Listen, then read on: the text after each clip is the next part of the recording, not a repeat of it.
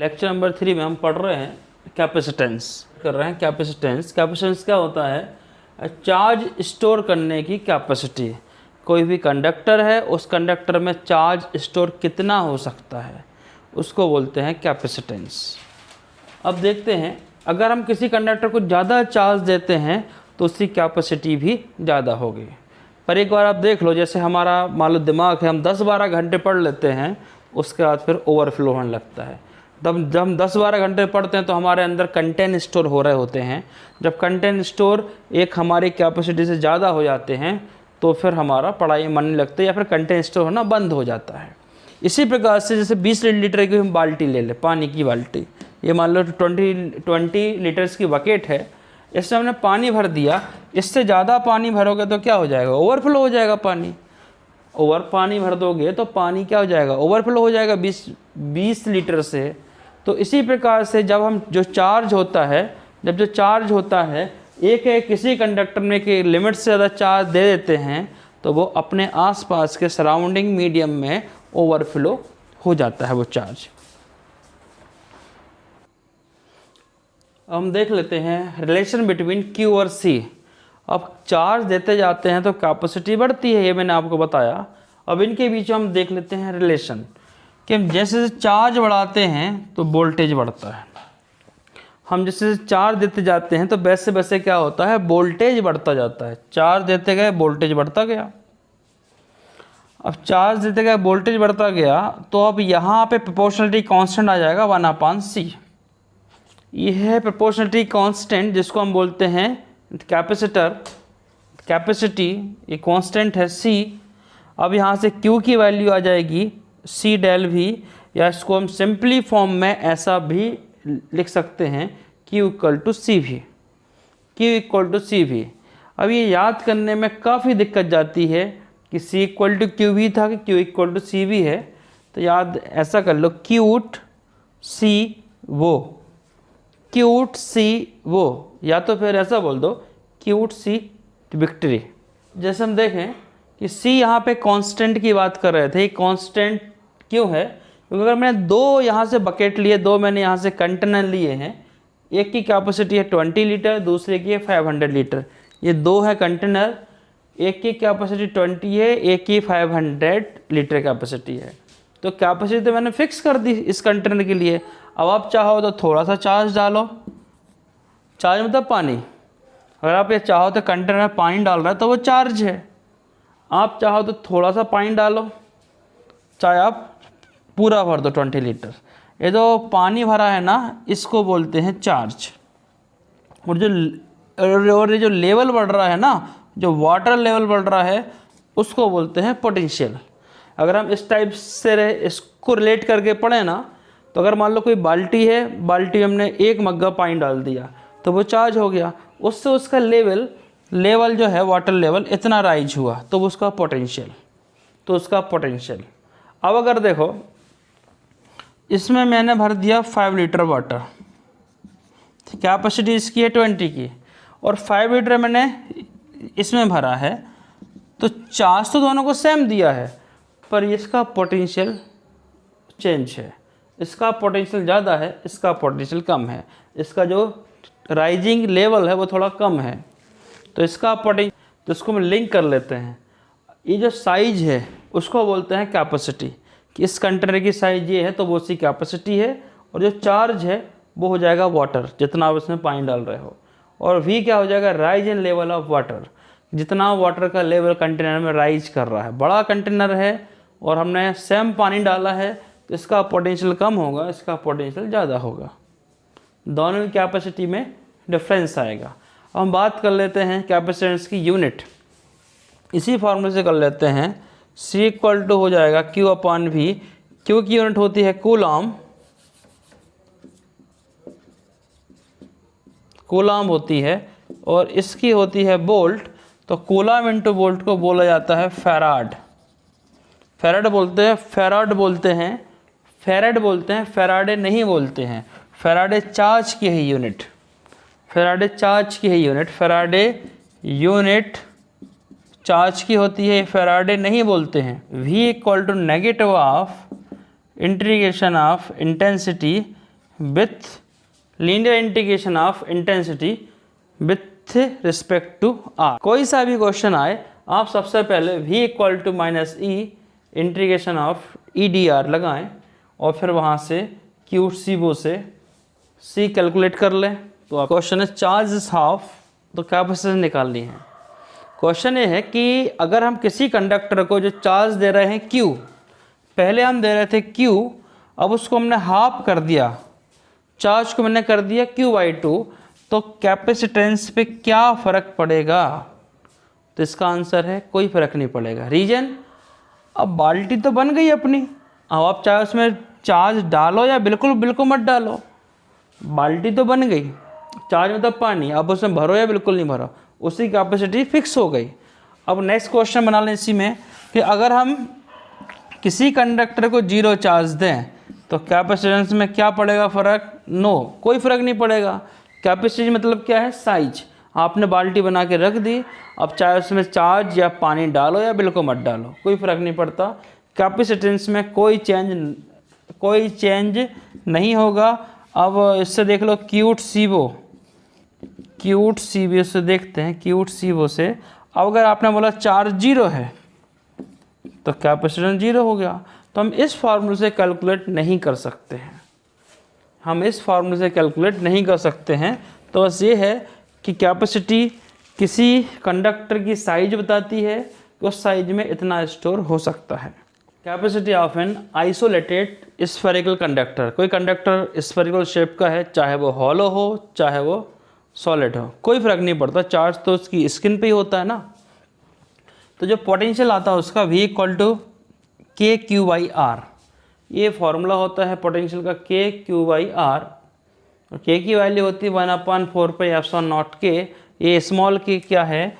ये बताता है ई आर, जो आप परमिटिविटी पढ़ते हो तो वो बताता है ई आर। क्वेश्चन में के क्यू बाई आर रहेगा, इसकी वैल्यू होती है 9 × 10⁹, तो आप v की वैल्यू आपको मालूम है, q इक्वल टू सी भी होता है, तो आप एक काम करिए v की वैल्यू यहाँ कर दीजिए पुट, q से q कैंसिल हो गया, तो c के अपन r कैलकुलेट करना है c, तो हो जाएगा r/k, ये आपका r, तो 1/k, k की वैल्यू इतनी, तो 1/k की वैल्यू हो जाएगी 9 10⁹। ये हो गया कैपेसिटेंस का फॉर्मूला, मतलब आंसर छोटे आएंगे कैपेसिटी के, 10⁹ से डिवाइड होगा। अब हम ऐसा में कोई क्वेश्चन देख लेते हैं कि हम रेडियस की बात करते हैं। मान लो कोई कंडक्टर अर्थ के बराबर कोई भी कंडक्टर है, उसी का क्वेश्चन लेके देखते हैं इसी फॉर्मूले में। एक हम कंडक्टर मान लेते हैं जिसकी साइज अर्थ के बराबर है, r/9 10⁹, तो उसने डायमीटर गिवन दे के रखा, ये हो गया डायमीटर, तो यहाँ से हम रेडियस निकाल लेंगे 6400 किलोमीटर, और 6400 किलोमीटर को लिख देंगे 1000 मीटर, 6400 मीटर, 6400 इंटू 1000 मीटर। अब हम निकाल लेते हैं कैपेसिटेंस 64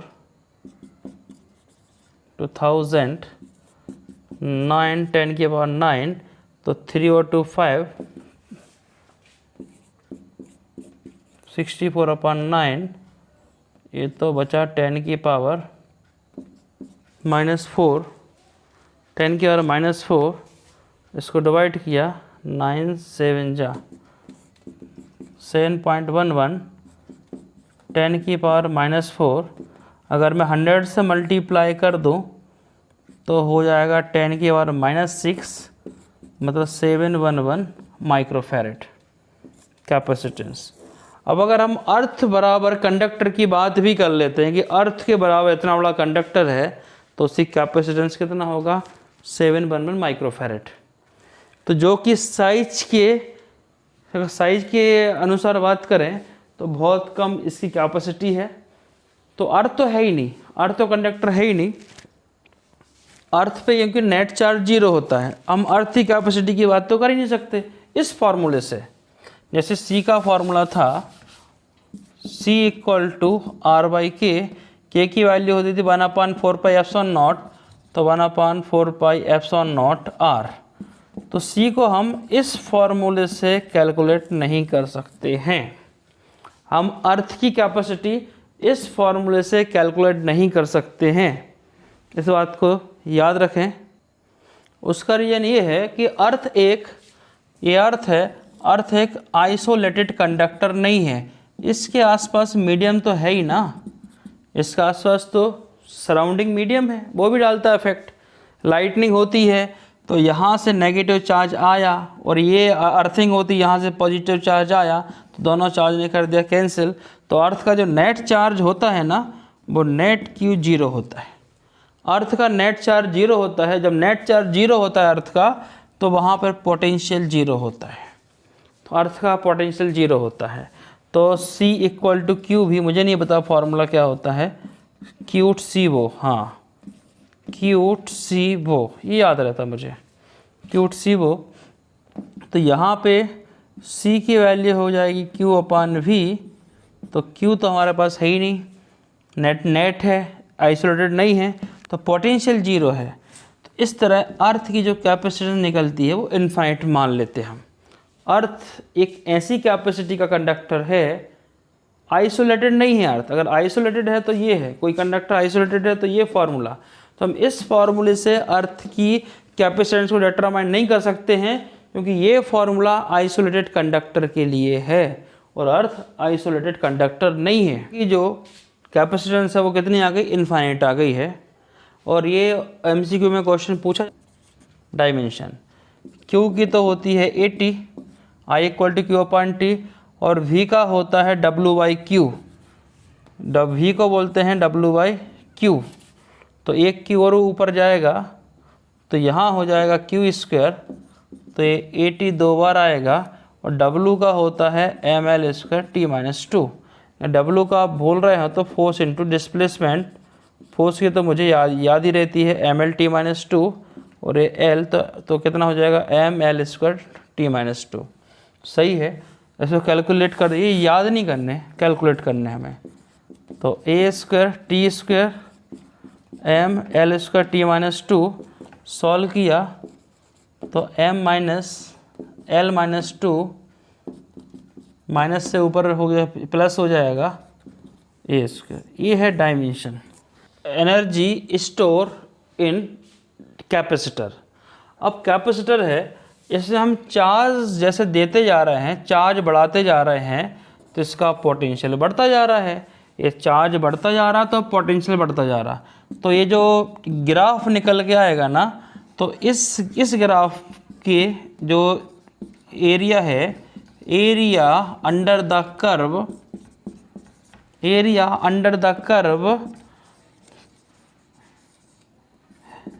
एनर्जी स्टोर्ड। ये जो एरिया अंडर द कर्व होता है, इसी में क्या होता है, इसी in this graph, area under the curve in this graph.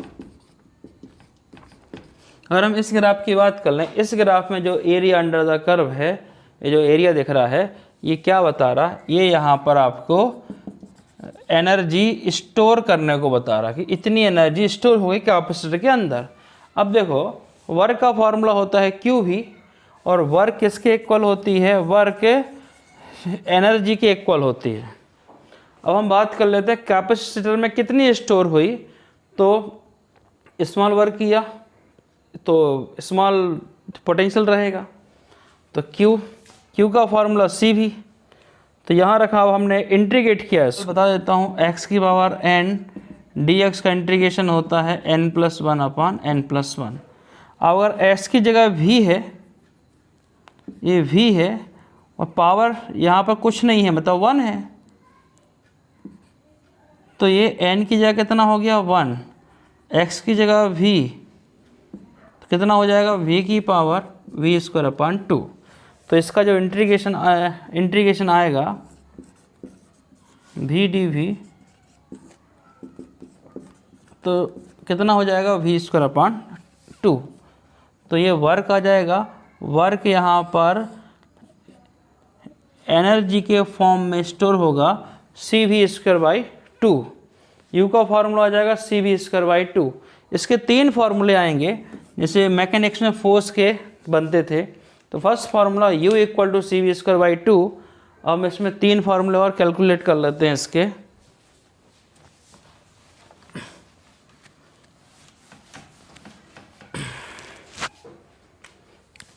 पहला formula u equal to C V square by 2, ये फर्स्ट है, क्यू सी वो। अब मैं यहाँ से v की वैल्यू डाल देता हूँ, तो v equal to Q by C, इसी फार्मूले में c तो ठीक है, 2 भी ठीक है, v की वैल्यू q बाई सी, तो क्यू स्क्वायर अपन सी स्क्वायर, ये कैंसिल हो गया, तो क्यू स्क्वायर अपन में हो गया 2c। ये सेकेंड फार्मूला, एक बार हमने v की वैल्यू डाल दी इसी फार्मूले में, एक बार c की वैल्यू डाल देंगे, तो नेक्स्ट में c की वैल्यू आ जाएगी q अपॉन v।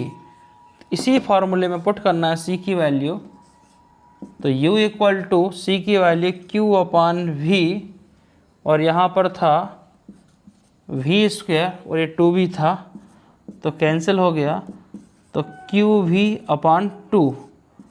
तो ये 3 फार्मूले मिल गए। अब आप देखो हम क्या लेकर चले थे, QV लेकर चले थे, और हमें कितना मिल रहा है, QV अपॉन 2 मिल रहा है। आपने कैपेसिटर को QV दी, वो QV अपॉन 2 में स्टोर हुए, ये हाफ हाफ स्टोर होती हैं। ये 3 फार्मूले, CV square upon 2, second QV square upon 2C, third one U equal to QV upon 2। ये तीनों फार्मूले काम के हैं, आप इनको 3 स्टार तो दे ही सकते हो। अगर मान लो पहले से कैपेसिटर अनचार्ज है तो ये फार्मूले सही हैं, अगर कैपेसिटर में पहले से चार्ज है फिर आप उसको चार्ज कर रहे हैं तो फिर फार्मूले गलत हैं, फिर ये फार्मूले काम नहीं करेंगे।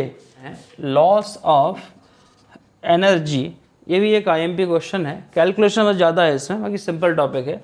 ये एक कंडक्टर है, दूसरा कंडक्टर भी, इसको चार्ज मैंने Q1 दिया, इसको Q2 दिया, इसी कैपेसिटेंस C1 है, C2, V1 और V2। अब जैसे हम इसको मेटलिक वायर से ज्वाइन कर देते हैं, तो जो मेटलिक वायर होता है उसके अंदर चार्ज फ्लो होते हैं, तो कोलिजन होता है, और कोलिजन होने से हमारा इधर एनर्जी लॉस हमें देखने को मिलता है। कोलिजन होता है तो हीट के फॉर्म में हमें फिर क्या करना पड़ता है, हमें फिर लॉसेस देखने को मिलते हैं। तो सबसे पहले इसकी एनर्जी कितनी होगी, C1 V1 का square upon 2, half C1 V1 का स्क्वायर अपॉन 2, यहाँ C2 V2 का स्क्वायर अपॉन 2, ये हो गया U1, इसको मैं देता हूँ U1 पहले कंडक्टर के लिए, चलो मान लेता हूँ A, और ये B के लिए, A के लिए B के लिए। कब, जब आपस में ज्वाइन नहीं है, ज्वाइन नहीं है तो इनका पोटेंशियल क्या सेम रहेगा, मतलब डिफरेंट रहेगा। ज्वाइन कर देंगे तो पोटेंशियल सेम हो जाएगा थोड़ी देर के बाद। तो बिफोर ज्वाइनिंग पूरे सिस्टम की एनर्जी कितनी है, हाफ C1 V1 का स्क्वायर, हाफ C2 V2 का स्क्वायर, ये है बिफोर ज्वाइनिंग। अब इनको ज्वाइन कर देते हैं, आफ्टर ज्वाइन कर देते हैं तो V कॉमन हो जाएगा, हाफ C1 प्लस C2, कैसे V कॉमन हो गया, तो इसको V स्क्वायर को मैंने कर दिया यहाँ कॉमन, कितना बचा, हाफ और C1 प्लस C2 ये बचा, तो यहाँ लिख देंगे हम V कॉमन। अब V कॉमन को कैलकुलेट कर लेंगे, ये बिफोर ज्वाइनिंग था, ये हो गया आफ्टर ज्वाइनिंग में V हो जाएगा कॉमन। तो जो V कॉमन का फॉर्मूला होता है वो होता है C1 V1 C2 V2 और अपान में C1 plus C2, C1 V1 C2 V2 अपान में C1 प्लस C2, क्यूट सी बो। तो V का फॉर्मूला Q अपान C और Q का फॉर्मूला होता है CV। तो ये फर्स्ट कंडक्टर के लिए में चार्ज कितना होगा, C1 V1। तो ये देखो Q मतलब C1 V1, Q का फॉर्मूला CV, तो Q1 का फॉर्मूला C1 V1, Q2 का फॉर्मूला C2 V2। जो कॉमन पोटेंशियल होगा तो कितना होगा, इसको लिखेंगे कैसे, total charge upon total capacitance. तो चार्ज को अगर हम कैपेसिटेंस के टर्म में लिखें तो Q1 कितना हो जाएगा, C1 V1 Q1 हो जाएगा C1V1 और Q2 हो जाएगा C2V2। इस तरह से हमने बनाया है कॉमन पोटेंशियल का फॉर्मूला, इस तरह से बनाया है C1V1 plus C2V2 upon C1 plus C2। ये इसका बेसिक था, हमें तो इससे ही मतलब है, तो हम यहाँ रख देंगे formula half C1 plus C2 और यहाँ फॉर्मूला हो जाएगा C1V1 C2V2 C1 plus C2, यहाँ लगाया होल स्क्वायर, तो इसमें भी स्क्वायर है तो ये एक टर्म कैंसिल हो जाएगा स्क्वायर पे, इसको मैं सेपरेट कर देता हूँ, ये कैंसिल हो गया एक टर्म। तो अब जो आफ्टर जॉइनिंग का आपको फॉर्मूला मिला वो ये है C1V1 C2V2 का square upon C1 plus C2। हम कैलकुलेट कर रहे हैं लॉस कैलकुलेट करने के लिए बिफोर जॉइनिंग में से हम आफ्टर जॉइनिंग माइनस कर लेंगे, इतना नोट कर लीजिए। अब मैं लॉस कैलकुलेट कर रहा हूँ तो बिफोर जॉइनिंग ये था, आफ्टर जॉइनिंग ये था। अब इसको यहाँ क्रॉस मल्टीप्लाई करके सॉल्व कर देंगे, बस ज़्यादा कुछ है नहीं, मैथमेटिकल कैलकुलेशन है। तो पहले ये मैं एलसीएम लेता हूँ, तो इसको करो, पहले मैं हाफ बाहर कर देता हूँ, सब में हाफ है तो ये हाफ बाहर हो गया। अब C1 प्लस C2 का इन दोनों में मल्टीप्लाई, C1 प्लस C2 का मल्टीप्लाई किस में करना है C1V1 स्क्वायर से, और यहाँ भी C1 प्लस C2 का मल्टीप्लाई करना है C2V2 के स्क्वायर से। तो पहला स्टेप तो ये कि हमने इसे मल्टीप्लाई यहाँ करना है, C1 C2 को इसमें दो टर्म में मल्टीप्लाई होगा, हाफ हमने कर दिया था बाहर, ये माइनस साइन। अब ये लगा है ब्रैकेट के अंदर होल स्क्वायर, तो यहाँ हम अप्लाई कर देंगे फॉर्मूला a प्लस बी का होल स्क्वायर। तो इसको मैं यहाँ जगह नहीं है तो यहाँ लिख रहा हूँ, तो हो जाएगा C1 square V1 square C2 square V2 square और plus C1 C2 V1 V2। कहाँ से आया, a square B square 2ab से, हाफ मैंने बाहर कर दिया। अब ये माइनस साइन है सबके साथ, तो इस सभी में माइनस साइन अप्लाई हो जाएगा, तो प्लस की जगह आ जाएगा माइनस, प्लस की जगह आ जाएगा माइनस, इतना नोट डाउन कर लीजिए।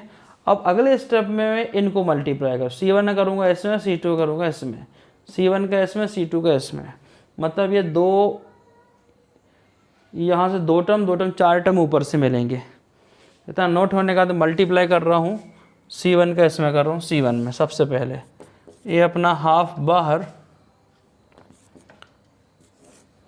तो C1 का स्क्वायर V1 का स्क्वायर हो गया। अगले बार C1 C2 V1 का स्क्वायर हो गया, C1 का इसमें किया तो C1 का स्क्वायर V1 का स्क्वायर, इसका किया तो C1 C2 V1 का स्क्वायर। नेक्स्ट स्टेप में आएगा C1 C2 V2 का स्क्वायर, उसके बाद C2 का V2 का स्क्वायर, ये पहुंच गए हम। ये जो माइनस में जो लिखा था उसको मैंने लिख दिया साइन में, C1 V1 का स्क्वायर C2 V2 का square minus 2 C1 C2 V1 V2, ये बचा हमारे पास। अब इसमें कुछ कॉमन भी ले सकते हैं। ये एलसीएम लिया था ना, तो इसके डिनोमिनेटर में C1 प्लस C2 भी रहेगा, क्योंकि हमने एलसीएम लिया था। तो इस सब के अपॉन में आएगा C1 प्लस C2, ये तो कैंसिल हो गया, C1 V1, हाँ यहाँ भी स्क्वायर है, ये दोनों कैंसिल हो गए, यहाँ भी स्क्वायर है, तो C2 का स्क्वायर V2 का स्क्वायर कहाँ था, ये था, हाँ ये मल्टीप्लाई हुआ था ना C2 का स्क्वायर, तो ये भी टर्म क्या होगा, कैंसिल हो गया यहाँ से।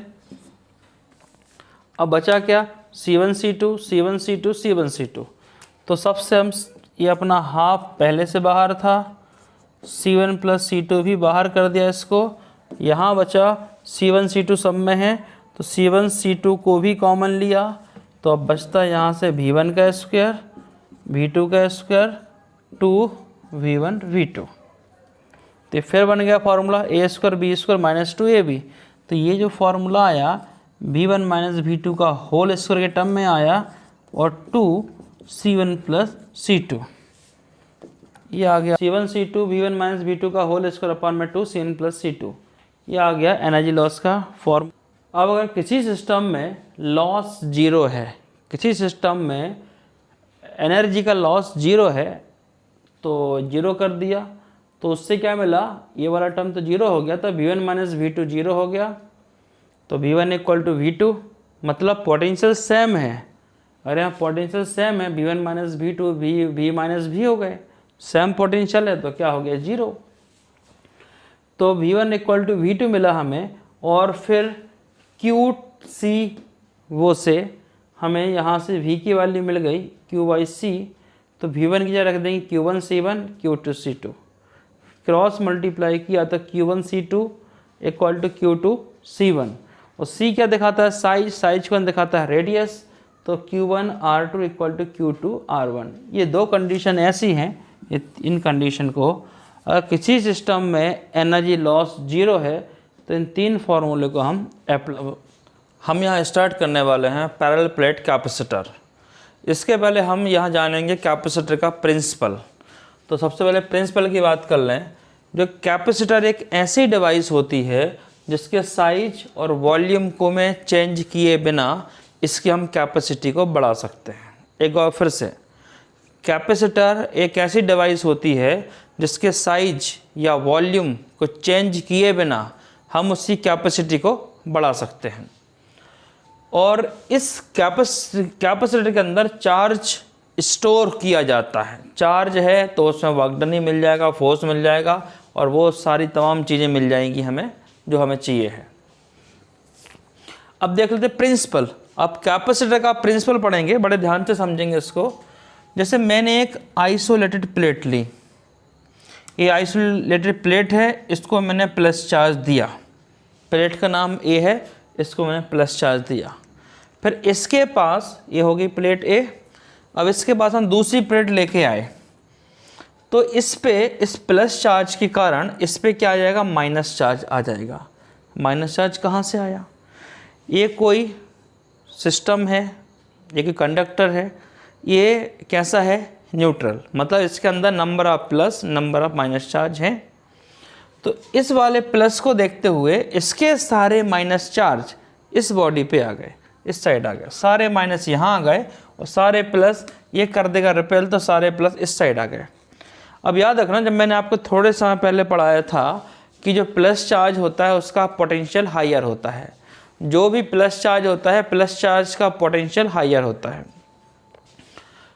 तो ये जो नेगेटिव चार्ज का पोटेंशियल लोअर होता है, ये नेगेटिव चार्ज इसके पोटेंशियल को करेगा कम, और ये पॉजिटिव चार्ज इसके पोटेंशियल को बढ़ाएगा, पर ये थोड़ा दूर हो जाएगा इससे। ये पॉजिटिव चार्ज इसके पोटेंशियल को बढ़ाएगा, ये नेगेटिव चार्ज इसके पोटेंशियल को करेगा कम। हमें एक्चुअली करना क्या है, हमें पोटेंशियल को कम करना है कि ज़्यादा करना है। तो फॉर्मूला हमारे पास C इक्वल टू Q/V है, तो हमें पोटेंशियल को कम करना है जिससे कैपेसिटेंस या कैपेसिटर की कंडक्ट, जैसे कैपेसिटर में चार्ज स्टोर करने की क्षमता कैपेसिटी बढ़ जाए। तो हमारा अल्टीमेट उद्देश्य क्या है, एम क्या है, कि पोटेंशियल को कम कर देना। तो पोटेंशियल को कम कौन करता है, नेगेटिव चार्ज। प्लस कौन सा करेगा, बढ़ाएगा। तो क्यों ना हम इस प्लस चार्ज को ग्राउंड करके अर्थ में भेज दें। तो ये प्लस चार्ज ग्राउंड करके हम अर्थ में भेज देते हैं। अब एक बात और यहाँ सुन लो कि positive charge can never flow, ये वाला प्लस चार्ज कभी फ्लो नहीं होता है। तो क्या होगा, अर्थ से नेगेटिव चार्ज चल के आएगा, नेगेटिव चल के आएगा अर्थ से, और इसको कर देगा न्यूट्रल। तो हम ये बोलते हैं बोलने की भाषा में कि प्लस चार्ज अर्थ के अंदर चला गया। एक्चुअल में नेगेटिव चार्ज आता है और प्लस चार्ज को न्यूट्रल कर देता है। तो ये डायग्राम B हो गया। अब मतलब क्या है, कोई मतलब प्लेट है, एक प्लेट पे प्लस चार्ज है, दूसरे पे इंड्यूस हो गया माइनस चार्ज, तो इसका पोटेंशियल हो गया कम, तो इसकी capacitance C equal to Q/V बढ़ गई। तो कैपेसिटेंस बढ़ गई, इसके बीच की कोई डिस्टेंस होगी D, और यहाँ पर जो लाइन ऑफ फोर्स रहेंगी वो इस टाइप से होंगी, जैसे प्लस से माइनस की ओर आती है। ये रहेंगी लाइन ऑफ फोर्स। तो यहाँ पर इंटेंसिटी हो जाएगी E। तो यहाँ पर जो इंटेंसिटी का फॉर्मूला है, इसका प्रिंसिपल तो पढ़ लिया था, तो इसके बारे में पढ़ लेते हैं। When near a charge conductor is brought near the capacity of the charge conductor is increase. मतलब अगर हम किसी कंडक्टर के पास, एक आइसोलेटेड कंडक्टर के पास एक अनचार्ज कंडक्टर को लेके जाते हैं तो उस जो सिस्टम बनता है उसकी कैपेसिटी बढ़ जाती है। मतलब पीपीसी, पैरेलल प्लेट कैपेसिटर को बोलेंगे पीपीसी। इसका डेरिवेशन ये है आपकी प्लस चार्ज, ये प्लेट है, प्लेट भी इस पर इंड्यूस हो गया माइनस चार्ज, ये हो गया ग्राउंड। दोनों प्लेटों के बीच की डिस्टेंस हो जाएगी यहाँ से d, और d डिस्टेंस पे पोटेंशियल क्रिएट हो रहा है वो हो जाएगा v। लाइन ऑफ फोर्स रहेंगी प्लस से माइनस की तरफ, तो इलेक्ट्रिक फील्ड की इंटेंसिटी हो जाएगी यहाँ से E। जब फील्ड की इंटेंसिटी E है तो इलेक्ट्रिक फील्ड की इंटेंसिटी ही E है, तो दोनों प्लेटों के बीच फील्ड रहेगी sigma upon epsilon naught, sigma upon epsilon not. ये रहेगी दोनों प्लेटों के बीच की फील्ड, और हम जानते हैं E इक्वल टू होता है V upon D. E equal to V upon D मतलब ये है कि D डिस्टेंस में V पोटेंशियल क्रिएट होता है। इस D डिस्टेंस से दो प्लेटों के बीच जो फील्ड है उसका कैलकुलेशन है कि D डिस्टेंस में V क्रिएट होता है। अब इन दोनों को हम कर देते हैं कंपेयर। सिग्मा का फॉर्मूला होता है Q अपॉन A, ये होता है area of plate, Q upon A epsilon naught. तो अब इक्वेशन 1 इक्वेशन 2 दोनों कर देते हैं कंपेयर, तो Q upon A epsilon not V upon D, और हम जानते हैं फॉर्मूला क्यूट सी वो से हमें कैलकुलेट करना है C का फॉर्मूला हो जाएगा Q अपॉन V। तो हम यहाँ से V को कैलकुलेट करते हैं, तो V की वैल्यू हो जाएगी QD upon A epsilon not. इस V की वैल्यू को यहाँ पुट कर देंगे, तो फाइनली जो फॉर्मूला मिलेगा हमें Q अपॉन V की वैल्यू है QD, और A एप्सिलॉन नॉट जाएगा न्यूमिनेटर में, Q से Q cancel, C equal to A epsilon naught D। ये तो बहुत बेसिक बात हो गई है, ये डेरिवेशन हो गया पैरेलल प्लेट कैपेसिटर का। अगर आपके बोर्ड एग्जाम में ये पूछा जाए तो आपको यही लिख के आना है, बस थोड़ी सी थ्योरी लिखनी है। जो मैंने प्रिंसिपल बताया था कि क्या इसका प्रिंसिपल होता है, और फिजिक्स में लिखा जाता है वेयर मतलब E क्या है, इलेक्ट्रिक फील्ड की इंटेंसिटी कहाँ है, A और B के बीच में। यहाँ पर इंटेंसिटी 0, प्लेट के बाहर दोनों तरफ 0, बीच में मिलेगी E कितना, सिग्मा अपॉन एप्सिलॉन नॉट। अगर आपसे बने गॉस थ्योरम से आई है, अगर आपको याद हो तो इसको भी बता सकते हैं आप लोग। फिर Q चार्ज है, A हो जाएगा एरिया, और एप्सिलॉन नॉट हो जाएगी परमिटिविटी। जिन टर्म्स को हम यूज कर रहे हैं उसके बारे में हमें लिखना है वेयर में, कि V क्या है, D क्या है, Q क्या है, एप्सिलॉन नॉट क्या है, C क्या है, कहाँ से आया फॉर्मूला। बस इतनी ही थ्योरी एग्जाम में सफिशिएंट रहेगी। ज़्यादा डिटेल में नहीं लिखना है कि 3-3 4-4 पेज भरो। ये तो होगी बेसिक चीज़ें पैरेलल प्लेट कैपेसिटर के बारे में। अगर इसके बारे में हम डेप्थ में जाना चाहते हैं कि एक्चुअल में कैसे होता है, क्या होता है, तो ये बेसिक हो गया। अब थोड़ा सा हम इसमें डेप्थ में पढ़ते हैं। बोर्ड एग्जाम में इससे फोकस करना है। एक बार फिर से आपको समझा दूँ डेरिवेशन बिल्कुल शॉर्ट फॉर्म में कि आपको याद हो जाए। वो ये है, देखो फील्ड की E का फॉर्मूला होता है V अपॉन डी, E का फॉर्मूला V अपॉन डी, और E इक्वल टू होता है सिग्मा अपॉन एप्सिलॉन नॉट, और सिग्मा की वैल्यू होती है Q अपॉन A। और यहाँ से आप चाहो तो V की वैल्यू डाल दो। V की वैल्यू यहाँ से कितनी है, V की वैल्यू कितनी है, Q बाई सी।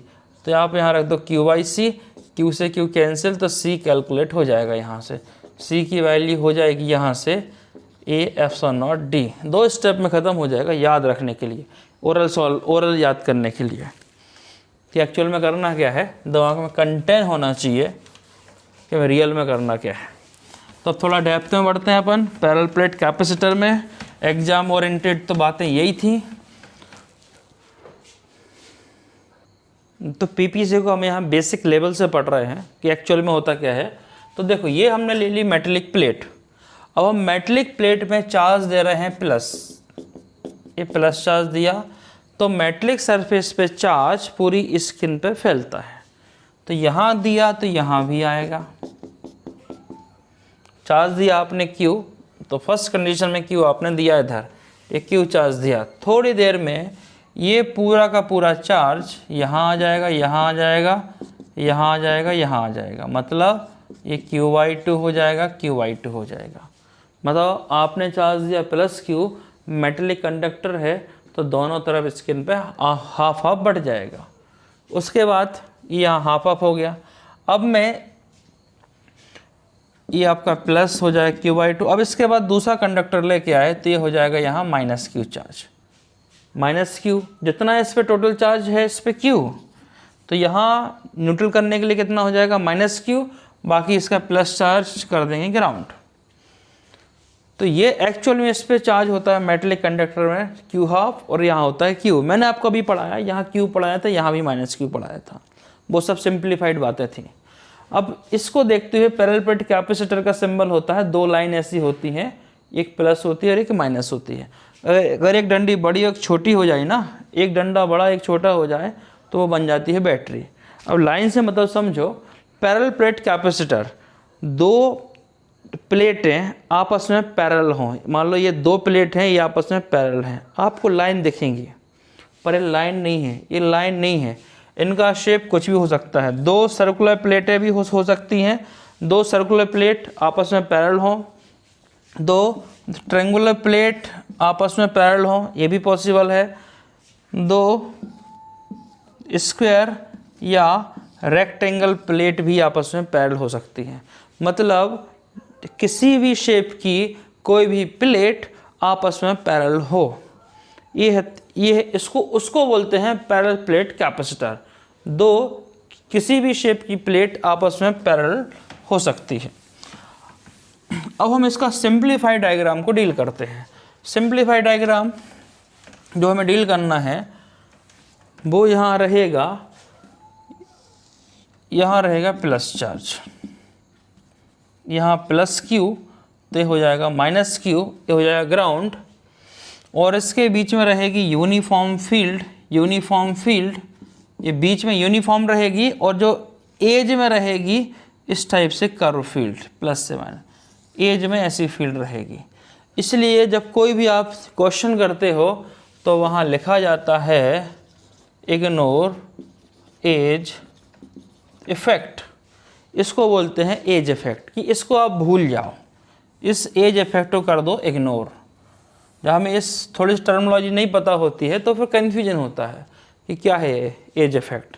और ये मेटलिक प्लेट के लिए तो होता नहीं है, ये किसके लिए होता है? नॉन कंडक्टिंग बॉडी के लिए।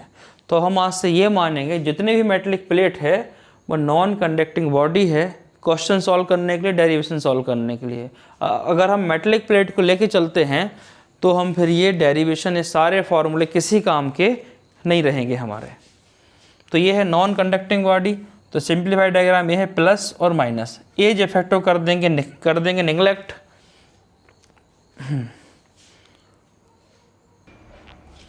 ये दो प्लेटें हमारे सामने हैं, एक पे प्लस चार्ज है, एक पे माइनस चार्ज है, दोनों के बीच में फोर्स ऑफ अट्रैक्शन रहेगा, दोनों एक दूसरे को क्या कर रहे होंगे? अट्रैक्ट कर रहे होंगे। तो वो फोर्स कितना रहेगा देखते हैं। हमने कूलम फोर्स पढ़ा है Q1 Q2 अपान R का स्क्वायर, और यहाँ पर इंटेंसिटी का फार्मूला भी पढ़ा है K = KQ अपान R स्क्वायर, V = KQ अपान R। ये सारे फार्मूले कूलम फोर्स से ड्राइव हुए हैं, ये सारे फार्मूले कूलम फोर्स से ड्राइव हुए हैं। तो ये सारे फार्मूले हमारे काम के नहीं हैं, क्योंकि कूलम फोर्स लगता था पॉइंट चार्ज पे, ये पॉइंट चार्ज नहीं है। उसका रीज़न ये है कि जो आपके पास में पैरेलल प्लेट हैं, इनकी लेंथ इनफाइनाइट है, इनकी लेंथ इनफाइनाइट है, इन पे जो चार्ज है वो चार्ज पॉइंट चार्ज नहीं है। एक प्लेट है, कहाँ से शुरू हुई कहाँ ख़त्म हो रही, नो आइडिया। इनकी लेंथ हम इनफाइनाइट मान के चलते हैं, तो ये पॉइंट चार्ज नहीं है। तो इन पर लगने वाले सारे के सारे फार्मूले जो कूलम फोर्स से ड्राइव हुए हैं वो हमारे कोई भी काम के नहीं हैं। तो एक ही फार्मूला रहेगा अप्लाई F = QE। कौन सा रहेगा फार्मूला? F = QE। ये फार्मूला हम इसमें अप्लाई कर सकते हैं। और अगर दोनों डाइपोल के बीच की जो डिस्टेंस d है, बहुत कम डिस्टेंस होती है, स्मॉल डिस्टेंस होती है, अगर ये डिस्टेंस इन्फाइनाइट कर दें तो ये डाइपोल मोमेंट बन जाता है। अगर दोनों प्लेट की बीच की डिस्टेंस d है ना, इसको बढ़ा के इन्फाइनाइट कर दें तो फिर डाइपोल मोमेंट की तरह बिहेव करेगा, पैरेलल प्लेट कैपेसिटी की तरह बिहेव नहीं करेगा। अब हम जान लेते हैं इंटेंसिटी के बारे में। अब हम दोनों प्लेटों के बीच में इंटेंसिटी की बात कर रहे हैं कि इंटेंसिटी कितनी होगी दोनों प्लेट के बीच में। मान लो ये वाली प्लेट है, इसकी इंटेंसिटी है EA, इस प्लेट की इंटेंसिटी है EB, और हम इंटेंसिटी करना है कैलकुलेट, तो हम यहाँ रखते हैं प्लस यूनिट पॉजिटिव चार्ज। हम यहाँ पर एक यूनिट पॉजिटिव चार्ज को लेके आते हैं और हम इंटेंसिटी को देखते हैं। ये चार्ज कैसा है, प्लस AB प्लस, तो इसमें फोर्स कहाँ रहेगा, इस साइड, इंटेंसिटी कहाँ रहेगी, इस साइड।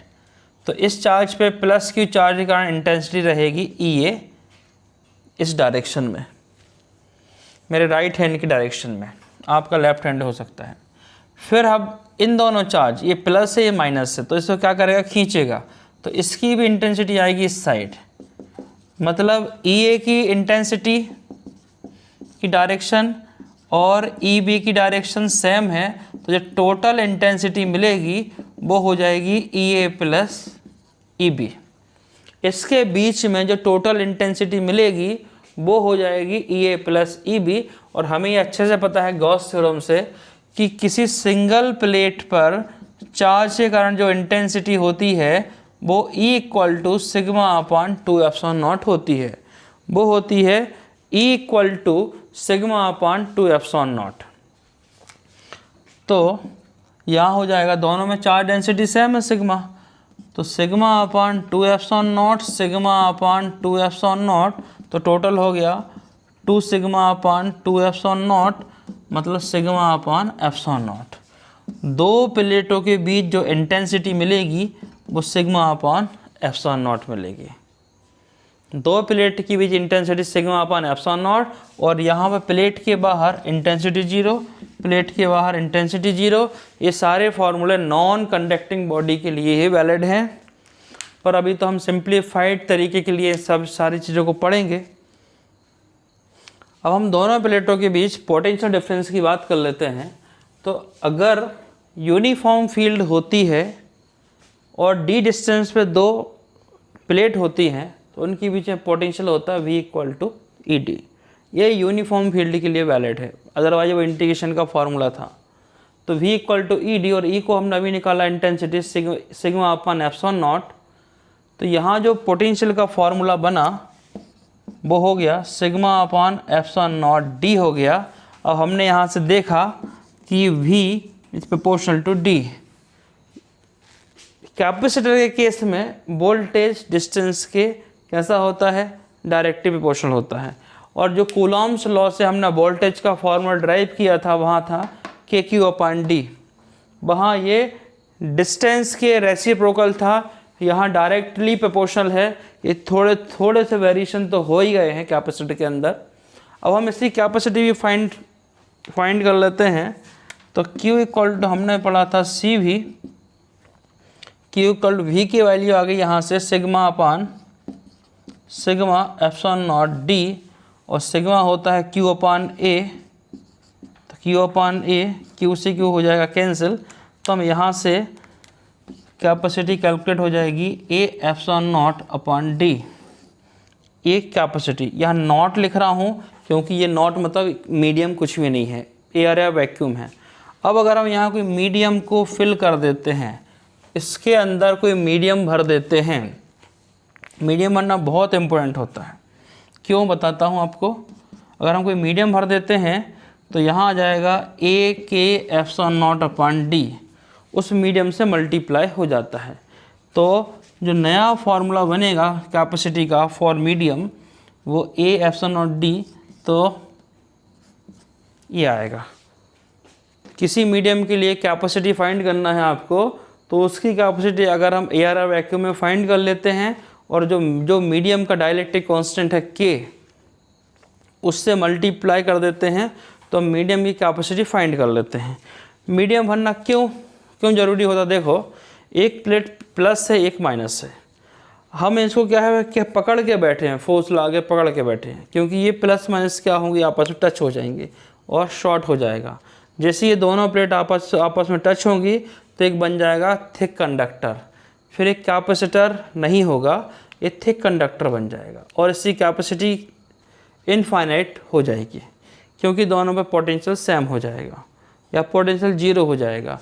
तो अगर पोटेंशियल जीरो हो गया तो C का फॉर्मूला Q/V से V हो जाएगा जीरो, तो कैपेसिटी किसी कंडक्टर की कितनी हो जाएगी, इनफाइनाइट हो जाएगी।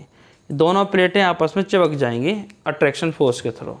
अब अगर हमें इस अट्रैक्शन फोर्स को रोकना है तो हम इसके बीच में कोई मीडियम भर देते हैं। कोई भी मीडियम भर दिया आपने, जो मीडियम मतलब क्या होता है, इंसुलेटिंग प्रॉपर्टी होती है। जो डाइलेक्ट्रिक कांस्टेंट होता है, मीडियम होता है, जो डाइलेक्ट्रिक मीडियम भरते हैं वो इंसुलेटिंग प्रॉपर्टी होती है। इसके बीच में भर दिया हमने तो वो क्या है, ये दोनों प्लेटें आके उसके बीच में चिपक जाएंगी। जैसे मैंने भर दिया ऐसे मीडियम, ये आ गया मीडियम, ये रखा, ये प्लेटें दूर थी, ये आके इसमें आकर चिपक गई। तो अब जो हमें फोर्स था इनको पकड़ के रखने का, वो फोर्स का काम कम हो गया और ये दोनों आपस में चिपकने से ही बच गए।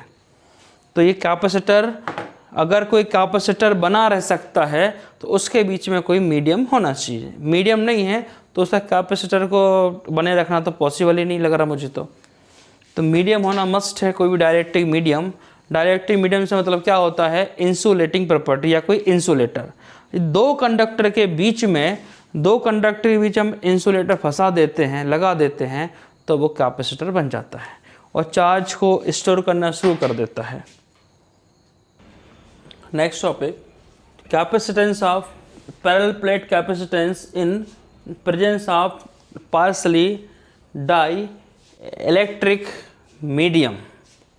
मतलब कोई इंसुलेटर भर दिया, पैरेलल प्लेट कैपेसिटर के बीच कोई इंसुलेटर भर दिया तो ही तो बन पाएगा कैपेसिटर। वेरी इम्पॉर्टेंट डेरिवेशन है।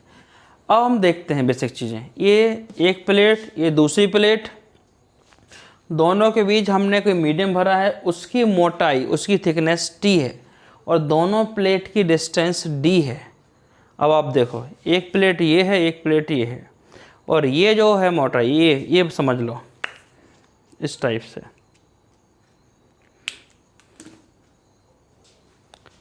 एक प्लेट ये है, ये प्लेट A, प्लेट B, ये है। दोनों की ये डिस्टेंस यहाँ से ये D है और ये भरा है डाइलेक्ट्रिक मीडियम T। तो ये जो डिस्टेंस रहेगी ये वाली डिस्टेंस, ये वाली डिस्टेंस, ये कैसे कैलकुलेट करेंगे? टोटल D है, ये T है, तो जो बची है डिस्टेंस वो रहेगी D-T। टोटल D थी, दोनों हाथ के बीच की डिस्टेंस D थी और इस सिर की थिकनेस मान ली मैंने T, तो जो बच गई डिस्टेंस वो D-T।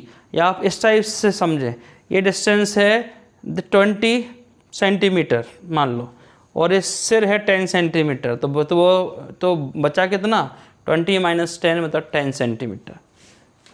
ये बात आपको समझानी थी। तो जो डिस्टेंस है, अब हम यहाँ कैब इंटेंसिटी की बात कर लें। E0 लगा दिया, मतलब किसकी बात कर रहा है? यहाँ कोई मीडियम नहीं है, उसकी बात कर रहा है।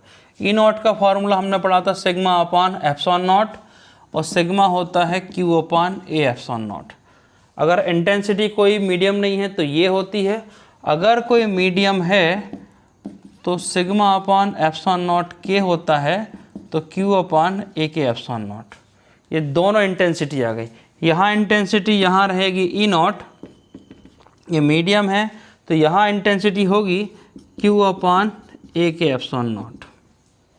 ठीक है, अब हम वोल्टेज की बात कर लें।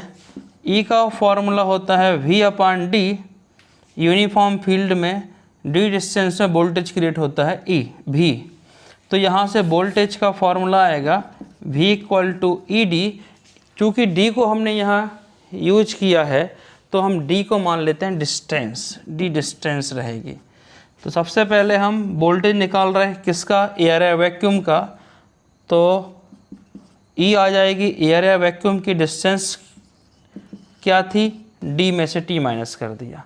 उसके बाद हम वोल्टेज कैलकुलेट कर रहे हैं मीडियम का, तो यहाँ हो जाएगा ई के और यहाँ डिस्टेंस रहेगी टी। फिर नेक्स्ट स्टेप में निकालेंगे टोटल वोल्टेज।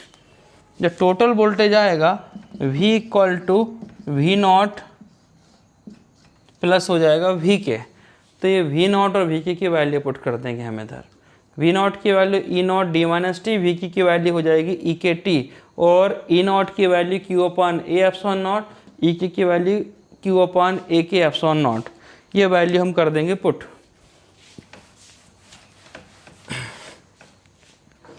फिर देखते हैं इधर जो टोटल V है, तो V की वैल्यू वी नॉट मतलब ई नॉट डी माइनस टी, फिर आ जाएगा प्लस साइन ई के टी। अब इसको सॉल्व कर लेते हैं। ई नॉट की value Q upon A epsilon not D minus T, फिर यहाँ हो जाएगा प्लस ई के की वैल्यू क्यू अपॉन ए के एप्सिलॉन नॉट, यहाँ पे टी। अब दोनों टर्म में क्या आपको कॉमन दिख रहा है, Q A epsilon not, Q A epsilon not. इस के को हम यहाँ लिख देते हैं टी के अपॉन में, तो ये टर्म हो जाएगा कॉमन। इस टर्म को कॉमन लिया हमने, Q upon A epsilon not लिया कॉमन, तो यहाँ बच जाएगा हमारे पास में डी माइनस टी, ब्रैकेट लगाना सीखिए, डी माइनस टी, और यहाँ हो जाएगा प्लस का टी अपॉन के, यहाँ के था टी अपॉन के। ये क्वांटिटी बचेगी हमारे पास में। अब अगर मैं ब्रैकेट यहाँ से ओपन करूँ तो ये टी और टी दिख रहा है मुझे, तो Q upon A epsilon not, bracket लगाइए डी माइनस। अब मैं इस टी को कॉमन ले रहा हूँ, माइनस टी को कॉमन लिया, किसको कॉमन लिया, माइनस टी को। तो माइनस टी कॉमन लिया तो यहाँ बचेगा प्लस का 1, और माइनस कॉमन बाहर लिया तो ये हो जाएगा माइनस का 1 अपॉन के। तो ये हमने निकाल लिया था पोटेंशियल। V की वैल्यू कितनी थी, Q upon A epsilon not D minus T 1 minus 1 upon के। कैसे आया, माइनस टी कॉमन लिया तो यहाँ बच गया 1, और प्लस का हो गया माइनस, और यहाँ हो जाएगा 1 अपॉन के। ये V कैलकुलेट हो गया। अब फॉर सिंप्लीफिकेशन के लिए इतनी क्वांटिटी को हम मान लेते हैं अल्फ़ा से अल्फ़ा, सिंप्लीफिकेशन के लिए, जिससे कैलकुलेशन मिस्टेक ना हो, इसको हम अल्फ़ा मान लेते हैं। तो अब जो आया V equal to Q upon A epsilon naught, इसको बोल दिया हमने अल्फ़ा, और क्यूट सी वो में से हमें कैलकुलेट करना है C, तो C का फॉर्मूला हो जाएगा Q अपॉन V। तो ये आपका Q, V की वैल्यू क्या है, यहाँ पुट कर देते हैं Q अल्फ़ा, और A एप्सिलॉन नॉट चला गया ऊपर, Q से Q कैंसिल, C का फॉर्मूला आ गया A epsilon not upon alpha. A epsilon not, alpha की वैल्यू क्या थी, अब यहाँ देखो अल्फ़ा की वैल्यू हमने यहाँ से कर दी put, d minus T 1 minus 1 upon K. तो हमारा डेरिवेशन आ गया C equal to A epsilon not D minus T 1 minus 1 upon K. ये डे हो गया derivation, presence of partially insulator वगैरह भरा हुआ है, जो बैक्स के फॉर्म में, मैंगनीज के फॉर्म में, किसी फॉर्म में हो सकता है, या कोई सिंपल सा कागज़ भी लगा सकते हैं अपन, सिंपल पेपर। अब इसमें एक केस बना देते हैं, अगर कोई डाइलेक्ट्रिक मीडियम नहीं हो तो टी की वैल्यू क्या हो जाएगी, 0। अगर डाइलेक्ट्रिक मीडियम नहीं है तो टी की वैल्यू हो जाएगी 0, तो ये पूरा टर्म हो जाएगा 0। तो अब आप इस डेरिवेशन को देखो, ये बन गया ए एप्सिलॉन नॉट डी, कब, जब यहाँ पर टी नहीं था। तो अगर आप इस डेरिवेशन को अच्छे से कर लेते हैं तो इसके जो पहले वाला डेरिवेशन किया था उसकी रिक्वायरमेंट फिर नहीं है, क्योंकि इससे दोनों सॉल्व हो जाएंगे। सीरीज कॉम्बिनेशन ऑफ कैपेसिटर, ये कैपेसिटर, दूसरा, तीसरा, 3 कैपेसिटर लिए, आप और ज़्यादा भी ले सकते हैं। सीरीज कॉम्बिनेशन में पहला कैपेसिटर दूसरे से कनेक्टेड है, प्लस माइनस, ये इसको दिया प्लस चार्ज, ये माइनस इंड्यूस हुआ, प्लस माइनस हुआ, ये आपस में हो गए कनेक्टेड। इसको चार्ज दिया क्यू, सब पे चार्ज सेम है। सीरीज कॉम्बिनेशन में चार्ज सेम होता है, सीरीज कॉम्बिनेशन में चार्ज इक्वी डिस्ट्रीब्यूट होता है, बस चेंज होता है इसका वोल्टेज। तो इसकी कैपेसिटेंस C1 है, पहला capacitance C1, voltage V1, C2 V2 और C3 V3। तो अब सीरीज कॉम्बिनेशन में सेम होता है चार्ज, तो हम कैलकुलेट करेंगे वोल्टेज। तो वोल्टेज का फॉर्मूला कितना हो जाएगा, V1/V2 प्लस V3। जो सेम होता है उसको कैलकुलेट नहीं करते हैं, कैलकुलेट है वो करना है जो सेम नहीं होता है। तो V का फॉर्मूला होता है Q/C, क्यूट सी बो, तो V इक्वल टू हो जाएगा Q/C। तो Q/C रख देंगे, यहाँ पे V1 की वैल्यू कितनी हो जाएगी, Q/C1, Q/C2, Q/C3 और V हो जाएगा Q/C। तो Q हमने यहाँ से किया कॉमन, तो 1/C1, 1/C2, 1/C3 और Q/C कैंसिल हो गया। तो फाइनल जो हमारा आंसर आया, तो 1/C, 1/C1, 1/C2, 1/C3, ये हमारा आंसर आया फाइनली। तो सीरीज कॉम्बिनेशन में आंसर मिलता है 1/C, 1/C1 plus 1/C2 plus 1/C3। तो सीरीज कॉम्बिनेशन हो गया। अब हम करते हैं पैरेलल कॉम्बिनेशन। तो जो पैरेलल कॉम्बिनेशन रहेगा उसमें बस ज़्यादा कुछ नहीं करना है, इसको पैरेलल में कनेक्ट कर देंगे, इनको पैरेलल में कनेक्ट कर देंगे इस टाइप से। ये बनाते जाएंगे तो इसको हम कर देंगे कनेक्ट।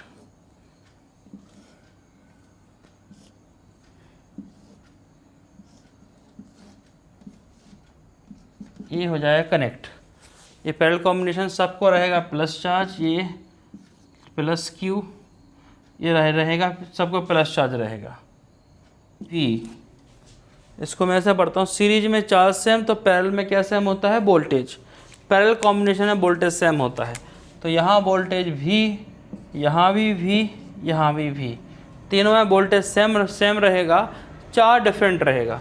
इसको चार्ज दिया वो Q1, यहाँ चार्ज Q2, यहाँ चार्ज हो जाएगा Q3, तो ये -Q1 हो जाएगा, -Q2 और -Q3।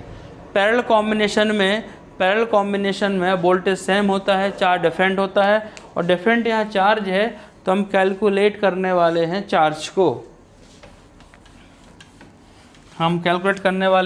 को, तो चार्ज का formula Q equal to CV होता है। तो total charge Q1, Q2, Q3, Q1 की वैल्यू हो जाएगी C1V, C2V, C3V। V क्यों, पैरेलल कॉम्बिनेशन में जो चार्ज होता है वो डिफरेंट होता है और वोल्टेज सेम होता है।